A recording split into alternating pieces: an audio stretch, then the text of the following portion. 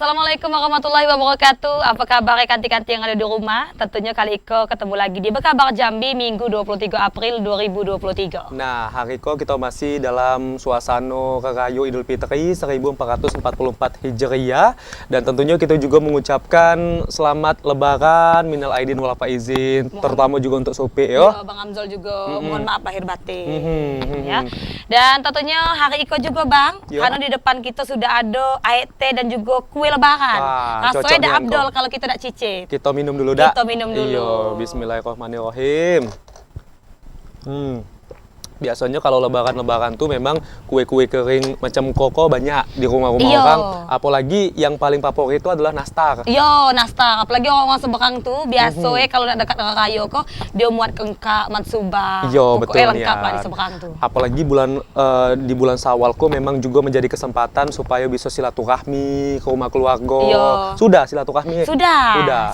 Iya, sama keluarga udah semua yo. Sudah, alhamdulillah. Tapi bisa juga untuk saling maaf-maafan kalau punya salah dan juga khilaf. Nah, Iko juga hari Iko banyak berita dari Bekabar Jambi yang akan kita sajikan. Iko juga masih banyak yang berhubungan dengan perayaan Idul Fitri 1444 Hijriah. Betul nih ya. Dan tentunya ada Abdul untuk masyarakat Provinsi Jambi kalau dak nyaksikan Bekabar Jambi karena ada berita di antaranya Jumat pagi warga Muhammadiyah Kota Jambi gelar sholat Idul Fitri di Universitas Muhammadiyah Jambi. Nah, selain itu juga ada kegiatan dari Gubernur Jambi Al-Haris yang ikuti pelaksanaan Idul Fitri di Masjid Agung Al-Falah Kota Jambi Sabtu kemarin. Nah, tidak kalah penting lagi ada informasi juga, ada 548 armada bus akap maupun AKDP yang tercatat menyelenggarakan angkutan mudik lebaran tahun 2023. Nah, kayak mana berita-berita yang bakal kita sajikan di Bekabar Jambi pada hari Iko, langsung baik bersama saya Ahmad Solihin dan saya Supi Lancip. Iko lah Bekabar Jambi selengkapnya.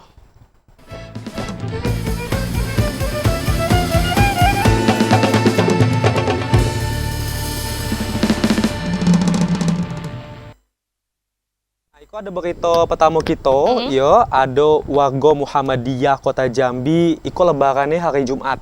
Jadi Jumat pagi kemarin juga sudah melaksanakan sholat Idul Fitri di Universitas Muhammadiyah Jambi. Sesudah pimpinan pusat Muhammadiyah menetapkan 1 Syawal 1444 Hijriah jatuh pada tanggal 21 April 2023. Warga Muhammadiyah di segala wilayah Provinsi Jambi mengikuti penyelenggaraan sholat Idul Fitri. Sholat Idul Fitri tersebut salah satunya dilakukan di Kompleks Universitas Muhammadiyah yang berlokasi di Kecamatan Telanai Pura, Kota Jambi. Jumat pagi warga Muhammadiyah berduyun-duyun mendatangi lokasi tersebut untuk menunaikan sholat Idul Fitri yang diselenggarakan pengurus Muhammadiyah Provinsi Jambi. Ketua Panitia Pelaksana Agus Salim mengatakan, pada penyelenggaraan sholat Idul Fitri kali Iko diperkirakan tidak kurang dari 1.000 warga Muhammadiyah, baik dari kota Jambi maupun dari kabupaten kota seprovinsi Jambi, yang melaksanakan sholat Idul Fitri di tempat tersebut. Sementara untuk penyelenggaraan sholat Idul Fitri di kota Jambi ada 5 lokasi. Agus menekankan perbedaan penetapan 1 Syawal antara Muhammadiyah dan pemerintah kenyok menjadi permasalahan yang harus diperdebatkan. Namun menjadi rahmat dalam meningkatkan dan memperkokoh tali silaturahmi. Secara keseluruhan penyelenggaraan sholat Idul Fitri yang dilakukan warga Muhammadiyah berlangsung lancar dan kondusif, walaupun penetapan 1 Syawal berbeda dengan yang ditetapkan pemerintah. Randy Arta, TVRI Jambi melaporkan. Nah, ketika kita masuk ke berita selanjutnya, ada Gubernur Jambi Al-Haris ikuti pelaksanaan sholat Idul Fitri hari Sabtu kemarin di Masjid Agung Al-Falah Kota Jambi bersama masyarakat. Gubernur Jambi Al-Haris ikuti pelaksanaan sholat Idul Fitri yang diselenggarakan di Masjid Agung Al-Falah Kota Jambi. Bersama-sama masyarakat, Gubernur menunaikan sholat Idul Fitri. Gubernur mengatakan momentum lebaran setelah pelaksanaan Ramadan harus mampu berdampak positif dalam penguatan hubungan silaturahmi setiap muslim. Saling maaf dan memaafkan di hari raya akan menjadi kekuatan untuk membangun hubungan yang harmonis antar masyarakat. Kokohnya hubungan silaturahmi Iko diharapkan mampu menjadi pondasi yang mantap untuk percepatan pemajuan daerah. Mewakili pemerintah Provinsi Jambi pada perayaan Idul Fitri tahun iko, Gubernur juga minta maaf kepada masyarakat atas kinerja pemerintah yang dinilai masih belum maksimal. Secara keseluruhan, pelaksanaan sholat Idul Fitri yang diselenggarakan di Masjid Agung Al-Falah Kota Jambi berlangsung lancar dan kondusif. Randy Arta, TVRI Jambi melaporkan. Nah, Sope, kita tengok pula Iko ada kegiatan dari wali kota dan juga wakil wali kota Jambi yang juga melaksanakan sholat Idul Fitri kali Iko di lapangan utama Balai Kota. Dalam sambutannya, wali kota Syarif Pasha nyampaikan minta maaf kepada seluruh masyarakat kota Jambi atas pelayanan publik yang belum maksimal. Sabtu 22 April 2023, Wali Kota Syarif Pasha dan Wakil Wali Kota Jambi Maulana melaksanakan sholat jamaah Idul Fitri 1 Syawal 1444 Hijriah di lapangan utama Balai Kota. Nampak ribuan jamaah dalam sholat itu tak hanya dari kalangan pejabat dan ASN Kota Jambi bae, namun terdiri dari masyarakat umum lainnya. Dalam sambutannya, Wali Kota Jambi Syarif Pasha nyampaikan permohonan maaf baik atas nama pemerintah maupun pribadinya. Meski masih terdapat kekurangan, namun menurutnya keputusan yang sering diambilnya itu merupakan yang terbaik untuk masyarakat Kota Jambi. Selain itu pula, ia mengimbau setelah 1 bulan menjalankan ibadah puasa, banyak pelajaran yang didapatkan. Di antaranya, belajar sabar, disiplin, serta berbagi. Dirinya berharap untuk seterusnya masyarakat Kota Jambi tetap melakukan hal itu agar suasana di Kota Jambi tetap kondusif. Usai melakukan sholat Idul Fitri, para jemaah Iko melakukan tradisi saling memaafkan. Yogi Ramadhani, TVRI Jambi melaporkan.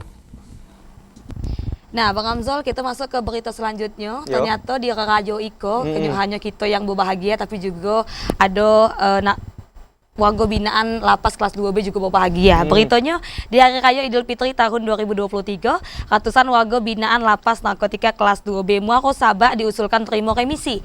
Pembagian remisi merupakan salah satu hak warga binaan. Kepala Lapas Narkotika kelas 2B Muaro Sabah, Dwi Hartono mengatakan, remisi khusus Idul Fitri diberikan kepada narapidana beragama Islam yang telah memenuhi syarat administratif dan substantif. Di antaranya telah menjalani pidana minimal 6 bulan, tidak terdaftar pada register F atau buku catatan pelanggaran disiplin narapidana, serta aktif mengikuti program pembinaan di lembaga pemasyarakatan atau rumah tahanan negara. Untuk remisi khusus 2 dan remisi bebas pada tahun Iko jumlahnya nihil atau tak ada. Diharapkan dengan adanya remisi Iko bisa motivasi warga binaan pemasyarakatan lainnya untuk dapat berbuat baik selama berada dalam lapas dan bisa menunjukkan perubahan lebih baik lagi. Untuk saat remisi ini adalah mereka berkelakuan baik di lapas kita ini dan mengikuti program-program pembinaan di lapas. Jajaran pemasyarakatan di Kabupaten Tanjung Jabung Timur akan senantiasa penuhi segala hak-hak warga binaan di seluruh lapas dan rutan selama yang bersangkutan memenuhi tanggung jawabnya selama menjalani pidana. Kliva Patria, TVRI Jambi melaporkan. Nah, pemberian remisi di dalam lapas supaya bisa jadi motivasi juga untuk warga binaan lainnya. Betul. Supaya berbuat baiklah di dalam lapas supaya dapat remisi. Di hari-hari selanjutnya, Betul. Jangan pula kaget kok warga binaan tuh lari pula kabur yang tadi aturan dapat remisi Malah tidak jadi. Tak jadi. Nah, kita juga masih banyak nian ini berita-berita menarik lainnya. Di antaranya kok ada kebutuhan bahan gasolin meningkat hingga 18% selama arus mudik lebaran. Informasi selengkapnya akan kami hadirkan usai pariwara berikut ini.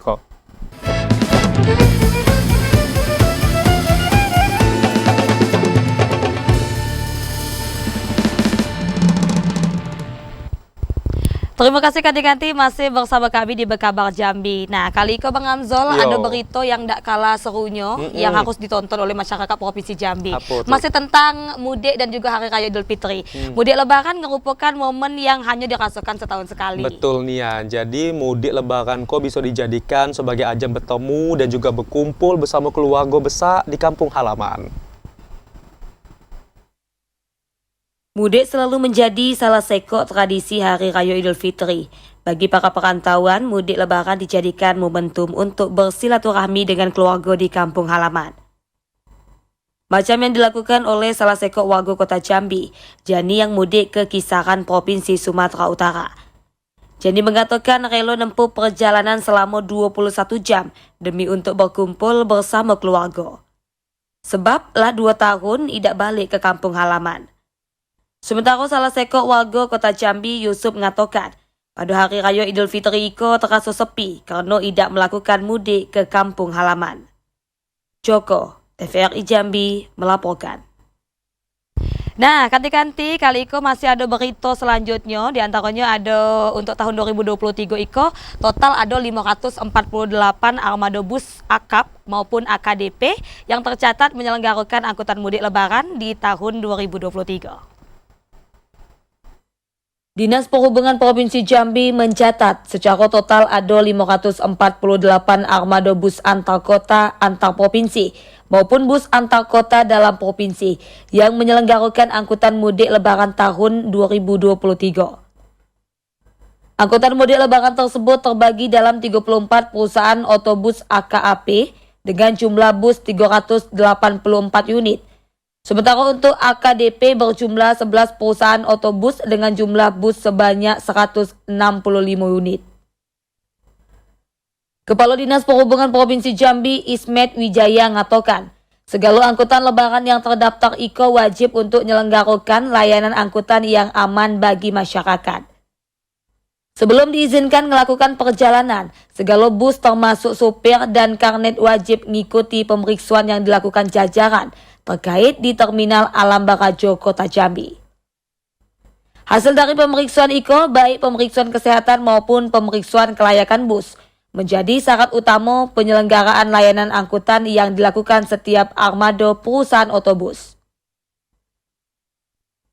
Ismet menekankan pemeriksaan segala angkutan mudik lebaran tahun 2023 menjadi standar utama pemerintah dalam memastikan aktivitas mudik masyarakat dapat berjalan lancar tanpa kasus kecelakaan.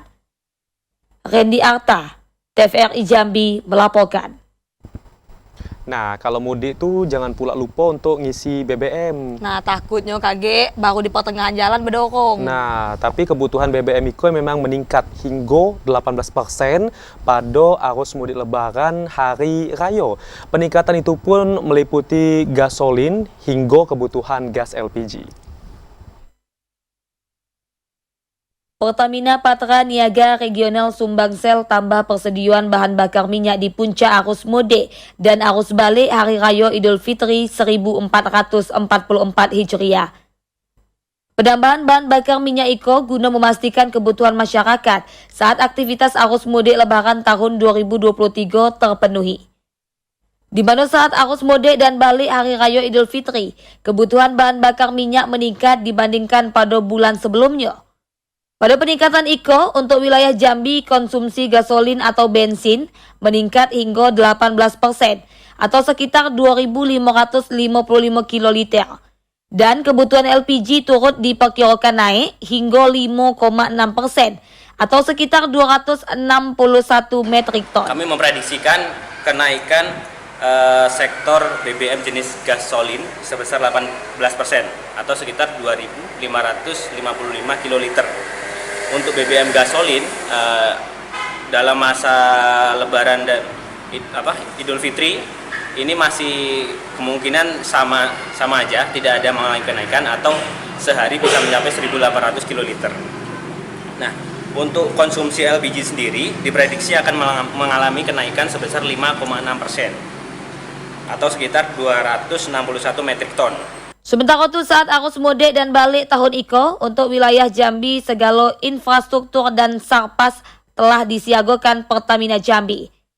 Layanan tambahan di wilayah Jambi meliputi 94 SPBU Siago, 52 agen Siago, dan 1.497 outlet pangkalan LPG Siago. Ashar, TVRI Jambi melaporkan. Hati-hati kita masuk ke berita selanjutnya. Guna pengamanan dan pemantauan di wilayah Kabupaten Tanjung Jabung Timur, sebanyak 461 personil gabungan disiagakan di 4 pos pelayanan dan pengamanan.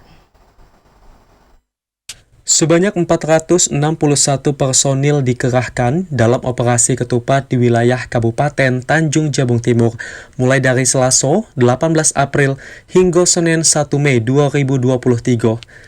Ratusan personil gabungan yang terdiri dari unsur TNI, Polri, pemerintah Kabupaten Tanjung Jabung Timur, serta elemen masyarakat dikerahkan untuk pengamanan kegiatan masyarakat, seperti masjid dan lapangan, yang digunakan untuk sholat Idul Fitri.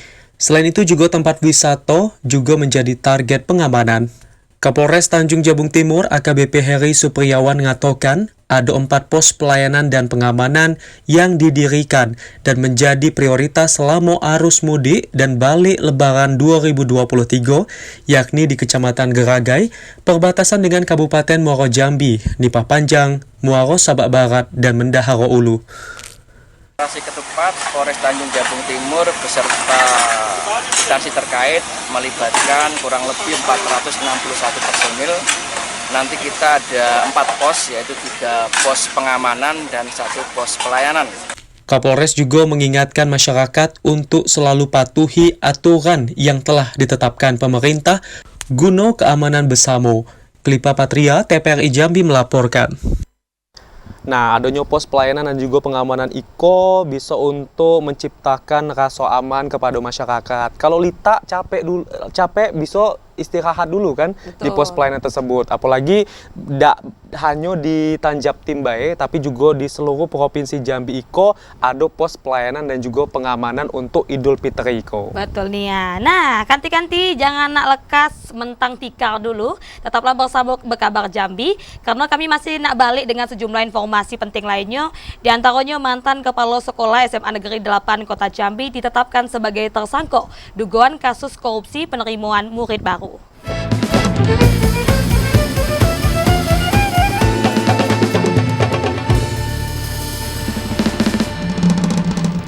Terima kasih Kanti-Kanti, masih bersama kami di Berkabar Jambi. Nah Kanti-Kanti, IKO puncak musim pancaroba pada tahun IKO diprediksi bakal terjadi pada awal Mei mendatang. Menyikapi musim pancaroba tersebut, BPBD Sarolangun minta masyarakat tetap mewaspadai bencana alam.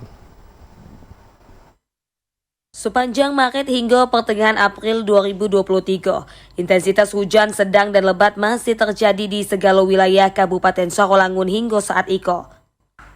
Kepala Pelaksana BPBD Sarolangun Solahuddin Nopri mengatakan, berdasarkan informasi BMKG Provinsi Jambi, puncak musim penghujan akan terjadi pada akhir April hingga awal Mei mendatang.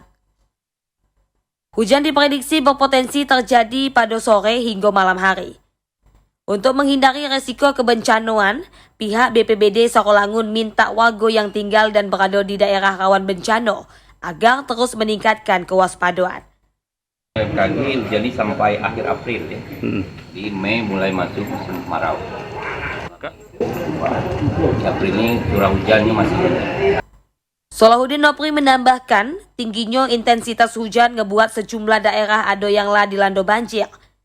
Pihak BPBD Sarolangun telah memetakan daerah rawan bencana, terutama di daerah bantaran sungai. Edi Kusnadi, TVRI Jambi melaporkan. Adik-adik kita masuk ke berita selanjutnya. Ratusan murid tak terdaftar di Dapodik, mantan Kepala SMA Negeri 8 Kota Jambi ditetapkan sebagai tersangka kasus penerimaan murid baru tahun ajaran 2021-2022. Mantan Kepala Sekolah SMA Negeri 8 Kota Jambi ditetapkan sebagai tersangka dugaan kasus korupsi penerimaan murid baru tahun ajaran 2021-2022. Tersangka bernama Sugiono Iko diduga melakukan korupsi penerimaan murid sebanyak 120 orang di luar penerimaan peserta didik baru PPDB. Jumlah kuota sesuai dengan PPDB yang diterima secara online hanya 342 murid. Namun tersangka nambah kuota tersebut hingga mencapai 462 murid. Kapolresta Jambi Kombes Pol Eko Wahyudi ngatakan, dalam perkara itu tersangka menggunakan pihak ketiga untuk mencari para orang tua yang nak masuk ke SMA Negeri 8. Namun para orang tua tersebut harus ngebayar sejumlah duit, mulai dari 2 juta sampai dengan 8 juta rupiah. Bahwa tersangka yang menjabat selaku kepala sekolah SMA 8 pada tahun 2021 sekitar bulan Juli menerima 120 orang siswa di luar daripada PPDB. PPDB ini adalah penerimaan peserta didik baru yang dilakukan secara online, di mana kuota tahun 2021 sebanyak 342 siswa dan yang diterima melalui BKBM ini sebanyak 120 orang siswa atau di luar daripada PPDB online yang telah ditetapkan.